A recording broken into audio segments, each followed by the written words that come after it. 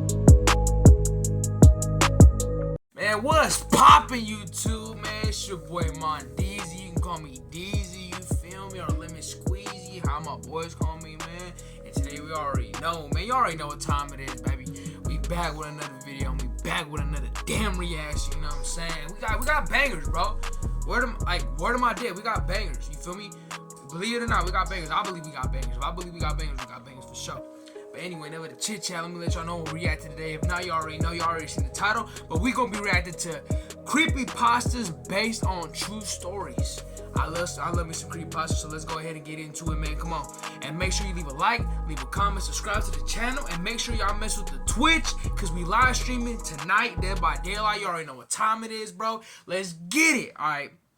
3, 2, 1. Get y'all drinks ready. Yes, sir. Abandoned by Disney. Hold up. Hold on. Shit. Give me a minute. Fucking up. Cut! My bad. You feel me?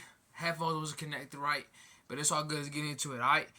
3, 2, 1. Let's get it. Abandoned by Disney is a whole series of creepypastas surrounding Disney's alleged unexplained abandonment of certain resorts in the Bahamas and in the US. Ooh. The Abandoned by Disney creepypasta was originally written by Slime Beast, a well-known internet horror writer who's created several viral creepypastas, including Funny Mouth, I Hate You, and Lost Episodes. The Abandoned by Disney story basically goes that at some undefined point in the 2000s, Disney allegedly spent $30 million on a resort in the Bahamas called Treasure Island, which, according to the story, they supposedly later abandoned without a convincing reason. Based on the creepypasta, there was another resort that Disney abandoned under mysterious circumstances. This one was located near the beachside city of Emerald Isle in North Carolina, and it was supposed to be a jungle-themed resort by the name of Mowgli's Palace. According to Slime Beast, the project was extremely controversial from the start, as Disney allegedly did some pretty sketchy stuff to acquire the land they required for the palace. Still, the creepypasta mentions that construction for Mowgli's Palace did end up getting completed and even started to receive tourists for a while before being unexplainably abandoned in some pretty murky circumstances. The author of the story then alleged... I ain't gonna lie. I'm thinking about doing something like that, bro. I ain't even gonna lie. Like, I'm not trying to make this channel into no, you feel me, ghost hunting channel. Like, we doing strictly reactions. That's all we been doing on this YouTube channel, you feel me? Because I've been trying to upload some gaming videos too. But you feel me, my gaming videos and everything that I play is on my Twitch. Y'all gonna make sure y'all gonna mess with Twitch and shit. But I'm thinking about doing this shit too, man. Let me know, bro. Leave a like. Leave a comment. Let me know if y'all want me to go to an abandoned spot with the boys. You feel me? And let's see what we catch. If not, it's still good. We still gonna do it. Let's get it popping. Is that he ended up visiting the abandoned resort to take some pictures and see what he could find. And that's where the creepypasta gets pretty disturbing. Based on the story, the resort had pretty much been stripped bare and left to rot over the years. Most of the things that were big enough to take back from the resort had been stolen, leaving only desks, refrigerators, abandoned statues, other miscellaneous objects, and the buildings themselves to show for the once functional Mowgli's Palace. Allegedly, Disney had also released their exotic animals onto the grounds upon abandoning the resort, including the sharks they once kept in their aquarium and their 80-foot-long pythons, one of which supposedly slithered right in front of the creepypasta author, who initially assumed it was a statue. Disturbingly, the creepypasta mentions that dozens of walls, staircases, and objects lying around the resort had been spray painted with the words "Abandoned by Disney," possibly by disgruntled employees who were fed up with Disney's sketchy doings. At one point in the story, the author of... What am I dead, bro? Maybe someone just spray painted and I'd be like, you know what? Fuck Disney! They ain't paying me enough, no, none of that only kept me seasonal, they only kept me for fucking November and December, and after that, boom, they cut me off from the damn job. I only got paid $120 every week. Wow. Allegedly went down the stairs into a room that was labeled mascots only and came across a photo-negative version of a Mickey Mouse costume that somehow came to life and pulled its own head off in front of the author to scare him. Now, obviously pretty much every single detail about this story from start to finish is completely fake. The same goes for every other story that's a part of this Abandoned by Disney creepypasta series. But it actually was based on some real events. There was once a real resort on a real island that Disney mysteriously abandoned. And by the way, if like the video freezes or whatever, like you feel me, like the video itself freezes, just go ahead and just skip it to where it's not frozen. I don't know why it does that shit. I've been trying to figure it the fuck out. But you feel me, it is what it is. You gonna have to bear with me until I give me a little laptop. Feel me, get a little you feel me, equipment to be able to do the reactions, to make sure that it's cool, make sure it's like professionally done. You know, no drama, no, you feel me, no nothing to fix, no, you know, no worry about, you feel me? I'm saying? Back in the late 90s.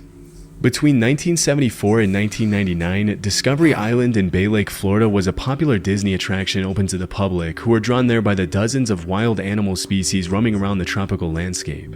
Disturbingly, the resort ended up getting charged with animal cruelty after the company admitted that a few vultures had died after being captured by their employees.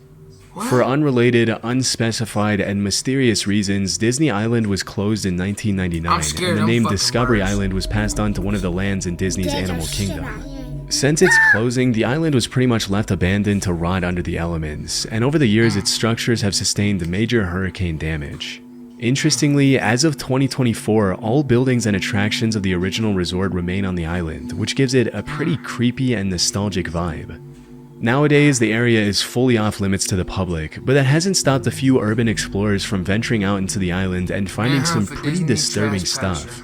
In 2004, urban explorer Shane Perez visited the island 5 years after its abandonment, swimming through 300 feet of freezing cold alligator-infested Florida lake water to reach Discovery Island and spend the night exploring the remains of the mysterious resort. Interestingly, during their visit... You mean to tell me this disgusting motherfucker was swimming in, I'm talking about swimming in alligator water, not knowing if there's still an alligator swimming around there? Look, man. Whatever it is you gotta do, dedicate yourself to what you gotta do. But that is too much dedication to the point where you're gonna lose your life, bruh. You don't know who's swimming in that damn water? You swimming out, this is what I heard. He swam in that water in order for him to arrive at Discovery Island. A goofy ass, toy built ass Oh my gosh, this already messing with my motherfucking mind already, man. I don't fuck with no water. Shane and his friends discovered that several lights throughout the island were still somehow working. And a little more disturbingly, they found all kinds of odd things in the abandoned sheds, including snakes stuffed in Coke bottles and a bunch of animals that were left behind by Disney when the island closed, which is pretty similar to what was mentioned in the fictional Creepypasta. I thought it was dead. Although Shane and his friends were only able to explore half of the island before the sun rose again, they uploaded all of their findings onto a now infamous blog post that ended up being featured on the news. That's right. This didn't make Disney look too good, and as a result of trespassing, Shane was banned from all Disney resorts for the rest of his life. But he triggered a wave of intrigue around the island that has endured until this day. Over the years, a few more urban explorers have attempted to explore the island, leading to some pretty interesting videos, blog posts, and pictures. Nowadays, the island is under extremely heavy 24/7 surveillance, which would make it almost impossible to explore for a regular civilian. Still, the abandoned island turned creepypasta was one of the dozens of things that have irreparably damaged the public's perception of Disney, as it's pretty clear that behind the cute mouse costumes and the fairy tale facade, there's a bunch of stuff the higher-ups of the company definitely don't want the public to see. Like what though? Hold on. Oh my gosh! If you have anxiety, listen to this for 47 seconds. Okay. If I have anxiety, I'll turn to God. The Smiling Man. Oh, in April 2012, whoa, lick my motherfucking nuts. I'm gonna tell you this right now. One thing I do not get down and play around with, bro, is somebody smiling for no fuck. I mean, like, look, you can have a happy day, you know what I'm saying? Yeah. I'm saying you're a little smiling, but there's a specific smile, or the way how you smile, that just gonna make me like, hey man, you good? Alright, you cool? Fine. Alright, you know what? You ain't gonna respond? Alright, I'm gonna go ahead and walk this way. And when I walk this way and I turn around and you follow me, I'm like, alright, BAM! Fuck you mean? User named Blue Title posted a story titled The Smiling Man. The story basically goes that at some point in 2012, Blue Title went for a solo walk in the middle of the night in Seattle, Washington after his roommate had fallen asleep. At some point in the evening between the hours of 1 a.m. and 2 a.m., he saw a strange-looking man dancing at the other end of the street. In the user's own words, it was a strange dance, similar to a waltz, but he finished each box with an odd forward stride. I guess you could say he was dance-walking, headed straight for me.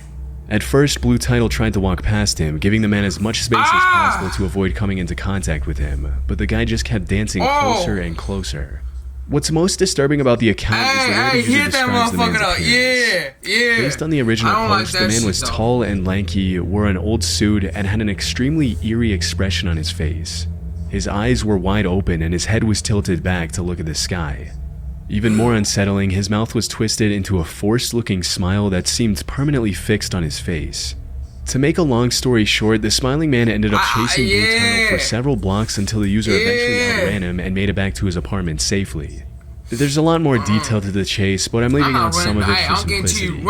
Based on what was mentioned in the post, the user continued to live in that city for another 6 months and never went out on another solo late night walk again. Now, this is usually the kind of story that you would read and immediately dismiss as fake, but the smiling man is one of those posts that there's no good reason to believe it's not true. After the story was posted, the smiling man turned into something of an urban legend and became a classic creepypasta, often being featured in horror forms and even being turned into multiple different viral short films over the years. Still, the original story was not designed to be a creepypasta as it came to be over time. The author has continued to insist it's real. For context, the Let's Not Meet subreddit, which is where the story was originally posted, was created for people to share their true accounts of scary in-person encounters they experienced firsthand. As per the guidelines of the subreddit, no fictional or paranormal stories are allowed, and any indication that a story was made up usually results in the post being immediately removed. All this to say that the Let's Not Meet admins make a big effort to keep the subreddit clean from any kind of stories that are obviously fake. That's not to say that some fabricated stories don't slip through the cracks from time to time, but I don't think the smiling man is one of them. Looking into Blue Title's activity on other subreddits, I found that they seem pretty honest and genuine, often discussing martial arts, music, and other topics unrelated to creepypastas and internet horror lore. The fact that the smiling man is pretty much the only story the user has told since opening his account in 2012 is a pretty good indication that it's true. On top of that, dozens of users over the years have claimed to have seen the smiling man themselves, and a lot of the times it's the original author himself who shows up in the threads to fact check them and call them out when they're embellishing the story or fabricating details that are obviously fake. And sure, this is by no means 100% definitive proof that the smiling man was real, but I'm honestly inclined to believe that this actually happened. As for what the smiling man's intentions were on that night in 2012, it's really anyone's guess. I'd probably guess the guy was either under the influence of drugs, mentally insane, or really going out of his way to mess with Blue Title for no reason. With so many years having gone by since this incident took place, we'll likely never know. The only thing we can be sure of is that it's probably a good thing the OP ran away when he did. You never know what someone who's clearly not in their right mind is capable of, especially when there are no witnesses around. He would have never knew where you lived. I never found out. The year was 1991. In April of 2015, a Reddit user with the mysterious name I'm Sorry Michael posted a harrowing story in the No Sleep subreddit where he shared his first-hand experience of what it was like witnessing a 4-year-old get kidnapped from a school playground in the early 90s. Now, it's important to keep in mind that the No Sleep subreddit doesn't always feature true stories. In fact, it almost never does. It's pretty much entirely creepypastas, but you'll see why that's not so relevant in a second. The post was titled The Year Was 1991, and in it, the OP basically tells the story of how he arrived at a school sports field to toss around a ball with some family friends on a warm spring day. As soon as he arrived at the field, the OP allegedly saw a little boy in a blue jacket running on the playground close to the playing field. Suddenly, a suspicious-looking dark van pulled up to the playground and parked right over the hopscotch outline. A few seconds later, a man in a sketchy-looking, low-quality bear costume got out of the vehicle, promised the little boy some candy, and put him in the back of the van before driving away. Based on the post, the uploader immediately got into his vehicle and tried to catch up with the van, but because he was Look. To everybody that has a kid, or is about to have a kid, look, straight up, bro, this is what I've been told. First of all, since a young kid, bro, I always knew life was not sweet. Life is not sunshine and rainbows and leprechauns bouncing out to the fucking rainbow. Nah, nigga. No, bro. It's real. Life is real. We got good people, decent people, bad people, very bad people, evil people, bro. Like, this world is just, it's filled with so many mysterious, how you say this shit? It's filled with so many mysterious things. You never know what you're running into. And the whole point I'm saying this, bro, is teach your kids.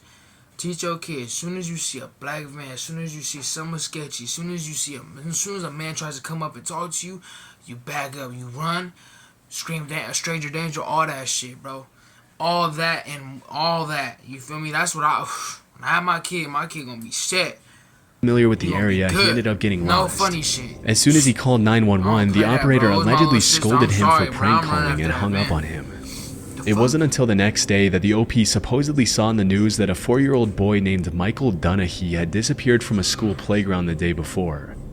Interestingly, through my research, I was able to find that Michael Donahue was a real kid that had disappeared, and it really did take place on a school playground in 1991, which makes this Reddit post incredibly creepy. The real story goes that on March 24th, 1991, Crystal Donahue, Michael's mother, was going to participate in a women's flag football practice at Blandshart Elementary School in Victoria, British Columbia. As soon as she arrived with her son at the school at around 12:30 p.m., Michael asked if he could go to the playground by himself. Immediately, Crystal felt that something wasn't right, but she let her son walk to the playground by himself under the condition that he had to stay there until his dad arrived at the school. Unfortunately, by the time his dad arrived, Michael was gone. A search was immediately launched, and Michael was officially declared a missing person. That day, the little boy had been wearing a blue hooded jacket, a Teenage Mutant Ninja Turtles t-shirt, rugby pants, and blue sneakers. But despite the massive search effort, which quickly became one of the largest police investigations in Canadian history, Michael was never seen again. Over the years, the cops have received over 11,000 tips on the disappearance, but none of them have led to anything significant. Strangely, even though there were dozens of people at the school field that day, there were no witnesses to Michael's disappearance. And the only thing that they could get out of a nearby passerby was that a man in his late 40s or early 50s with a brown van was seen near the playground around the time of the disappearance. Overall, a lot of the details from the official investigation match up perfectly with the Reddit post, but the majority of them were never confirmed by the cops. It's likely that the OP completely made the story up. But that doesn't change the fact that this is at least based on a real event that happened. Sadly, because the disappearance took place over 35 years ago, it's unlikely that Michael will ever be found at this point. He cheated on me with her. How I found out? Fuck I used about Cameo. it here, man. Enter the number. Locate. Watch out.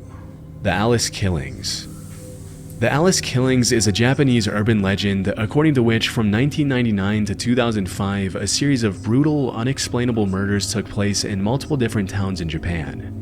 Based on the legend, each victim's life was taken in a very different fashion, and the only thing that tied the murders together was the fact that a playing card was found near or on the victims' bodies when they were found by cops or passersby. The fuck? Disturbingly, the legend mentions that on the playing cards, the killer would write the name Alice in the victim's blood.